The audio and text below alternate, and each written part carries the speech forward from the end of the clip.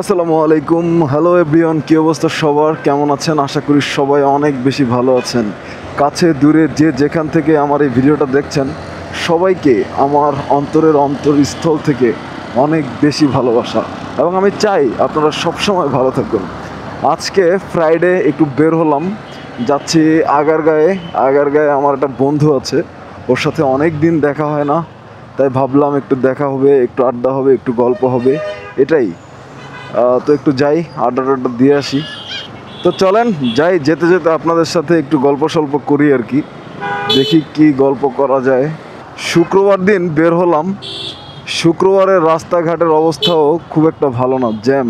আচ্ছা, আপনাদের কাছে একটা প্রশ্ন। আমি তো সবসময় রোড সাইড ভিউ দিয়ে ব্লগ করি, আর এখন আমি যে সেট আপে আসছি এটা হচ্ছে আমার, মানে আমি রাইড করতেছি, আমার রাইডিং ভিউটাও দেখাচ্ছি আপনাদেরকে। কোন ভিউতে দেখতে বেশি ভালো লাগে আমার ব্লগটা, এটা জানাবেন। এটা হচ্ছে আমার এক্সপেরিমেন্ট করার জন্যই এই পজিশনে ভিডিওটা করা। আপনাদের কমেন্টের উপরে আমার অনেক বেশি আস্থা আছে, এবং আমি বিশ্বাস করি যে আপনারা খুব সুন্দর মন্তব্য দিবেন যে রোড সাইড ভিউ ব্লগটাই বেশি সুন্দর, নাকি এই যে এখন যেই পজিশনটা আছে এটাই বেশি ভালো। আচ্ছা, রাস্তায় আজকে এত জ্যাম কেন? এত জ্যাম, ও মাই গড! শুক্রবার দিন রাস্তায় তো এত জ্যাম থাকলে তো হয় না। একটা জ্যাম থাকার তো একটা লিমিটেশন থাকা উচিত।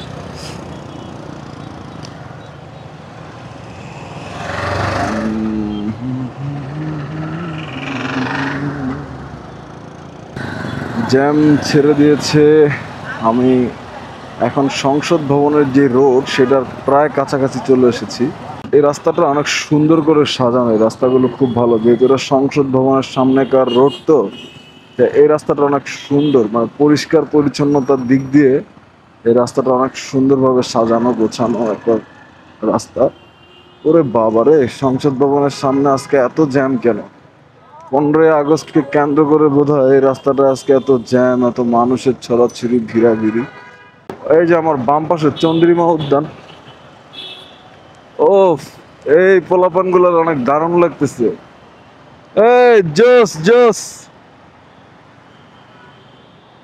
খুবই দারুণ লাগতেছে। ওরা একসাথে, এই যে রেগুলার স্কেটিং বলে সম্ভবত। দারুণ সুন্দর। ও আমার ধরে ধরে আগাইতেছে, লুকিং গ্লাসে দেখে।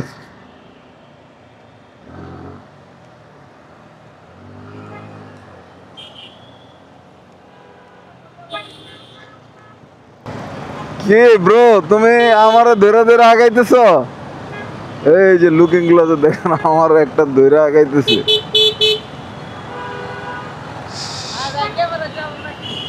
ওই চালু তো। ওই তুমি আবার আমারে ফালাই দিও না, ঠিক আছে? নাম কি তোমার?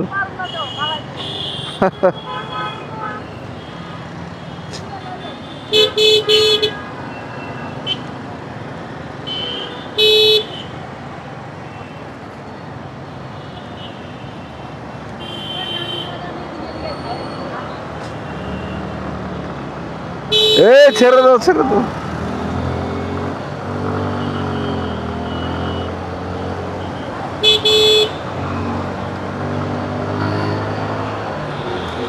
ও তো পুরোটা সময় ধরে আমার সাথে আছে।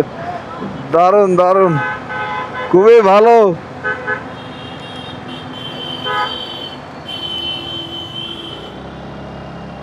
ও চলে গেছে আমাকে ছেড়ে দিয়ে। খুবই ইন্টারেস্টিং ছেলেবেলা। ভালো লাগছে। আপনারা লুকিং গ্লাসে দেখছেন কিনা জানি না। আচ্ছা, আমি এখন আছি আগারগাঁও, আর আজকে যাচ্ছি লাইভ পিৎজা খাবো। প্রথমত আমার বন্ধুর সাথে দেখা করব, বন্ধুর সাথে আড্ডা দিব, গল্প করব, দেন ওর সাথে নিয়ে লাইভ পিৎজা খাবো। তো এখন আছি শেরেবাংলা কৃষি বিশ্ববিদ্যালয়ের সামনে।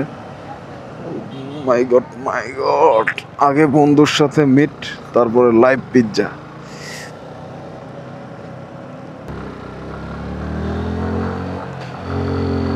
ফাইনালি চলেই আসলাম এখন এই তো কাছাকাছি চলে আসছি। আমাদের মিটিং পয়েন্ট হচ্ছে নির্বাচন অফিসের সামনে। তো আমি অনেকক্ষণ ঘুরে ঘুরে চলে আসলাম নির্বাচন অফিসের সামনে। এই এলাকার রাস্তাঘাটগুলো অনেক সুন্দর, দেখেই বোঝা যায়। দেখেন কি সুন্দরভাবে সাজানো, আবার দুইটা রাস্তাকে যে লেন দিয়ে ভাগ করা হয়েছে, সেই ডিভাইডারের উপরে সুন্দর সুন্দর ফুল গাছ দিয়ে সাজানো। জায়গাটা ভালোই, মানুষজন মনে হয় মেলার মতো, কাপড় চোপড় বিক্রি হয়। বেশ বেশ ভালো, বেশ দারুণ। ফাইনালি চলে আসলাম লাইভ পিৎজা খাওয়ার জন্য। আমার সাথে আমার বন্ধুও আছে, ওই যে পিছনে দেখা যাচ্ছে। লাইভ পিৎজাটা চলেন আপনাদেরকে একটু দেখাই। হ্যাঁ, এখানে তৈরি হচ্ছে লাইভ পিৎজা, দেখা যাচ্ছে।